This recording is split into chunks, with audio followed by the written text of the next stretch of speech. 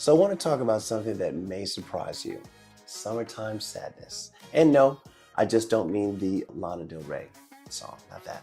I'm talking about a real condition called seasonal affective disorder, or SAD for short. Symptoms can start in the late spring and last until early fall.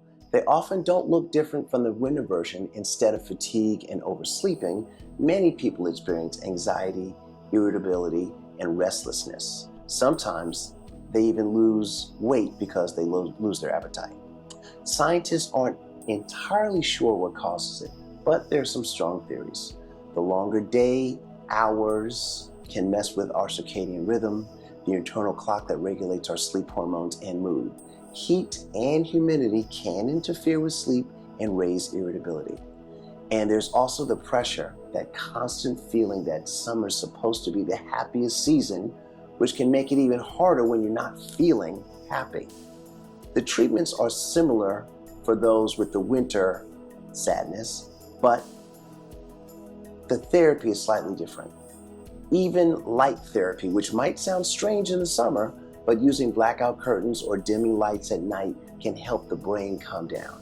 It isn't just the feeling off.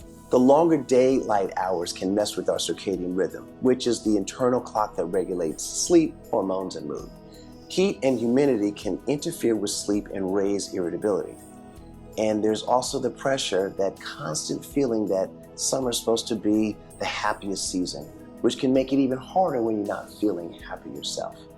The treatments are similar for the winter problem, but used differently. Therapy, medications in severe cases, and even light therapy, which might sound strange in the summer, but using blackout curtains, dimming the lights at night can help the brain calm down. It isn't just feeling off, it's a recognized mental health condition. And for the people who have it, summer can feel heavy and draining. All right, now, social media and mental health. Now, let's layer something else on top of this, and that's social media. The U.S. Surgeon General reports that teens spend over 3 hours a day on social media platforms. Now, I'm definitely one of them, and I'm not a teen, all right? The studies show that more than 3 hours doubles the risk of depression and anxiety, even for adults. It's easy to scroll Instagram, TikTok, and think, everyone else is on vacation, everyone looks amazing, why do I feel like this? And you can do that for hours. That's called social comparison. Psychologists have studied it for decades. There is an upward comparison when we look at people we think are better off, and a downward comparison when we look at people who seem worse off. On social media, we're mostly seeing upward comparison, right? A constant stream of highlight reels, filtered bodies, and curated lifestyles. Studies published in journals like Nature show that people who spend more time on social media, especially if they're already struggling with mental health, they report feeling less authentic and more anxious. All right. The kicker is most of what we see isn't real. People edit photos, they crop out the bad moments, and share only the best days.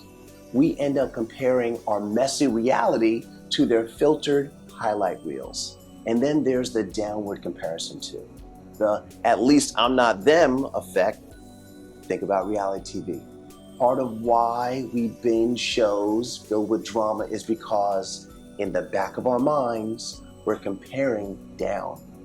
Well, my life isn't that messy. It gives us a temporary boost, but it's not healthy long term. Both kinds of comparisons leave us stuck in a loop that chips away at how we see ourselves. In my own experience, my depression comes from, I remember my old summer times, right? And I remember being on the lake, playing on the beach, mom made lunch, I had I'd be able to go wherever I wanted, and I was what I called free. I could hang out with my friends, play baseball, ride the bikes, all that stuff. But I find myself summertime in the office, working. It's hot outside. When I get off work, it's still light and it's really hot outside, I want to go back in, and then I don't feel that great because I'm like, isn't this supposed to be a happy time of year? All right, but that's just me. I figured out a way to help myself. The small changes I made was basically cutting the screen time at night. I take morning walks in the sunlight. I get up just a little bit more early just so I could spend a little bit more time in the sun, you know?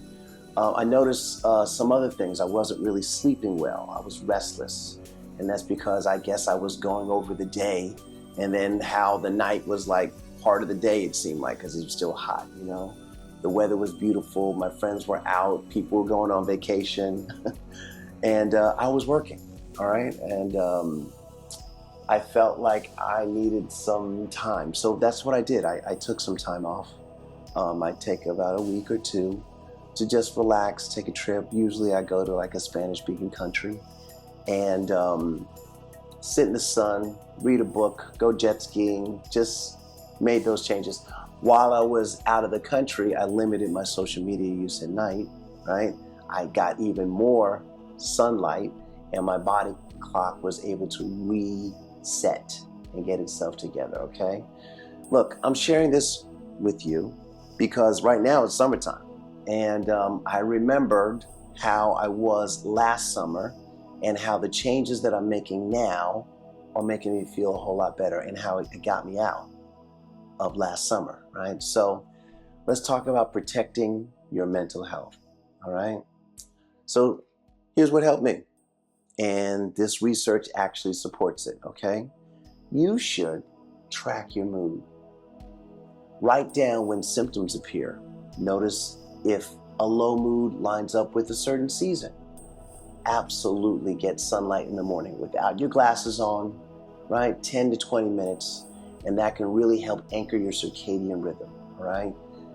Limit social media. Even though I'm on social media, guys, watch me, but turn everybody else off, okay?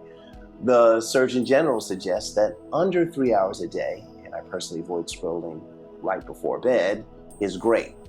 You can also curate your feed. Unfollow certain accounts that trigger comparisons. Follow accounts that are honest and real. Build offline habits like writing, walking, seeing friends, things that exist outside of a screen. Fix your sleep environment. Dim the lights at night. Keep your bedroom cool and put your phone away before bed. Put it in another room, okay? Most importantly, talk to someone, a therapist, a friend, or even a helpline. You can definitely get help if you text 988 for support. Look, guys, mental health does not follow the calendar. You can feel low in the winter, in the summer, or both. You may not even know why, but there's a reason, and there's always help. If any of this resonated with you, share your thoughts in the comments. You might be surprised how many people feel the same way. And if this video was helpful, please consider subscribing, and more importantly, take care of your mind as much as your body. We're going to talk about a couple other little things a little bit later.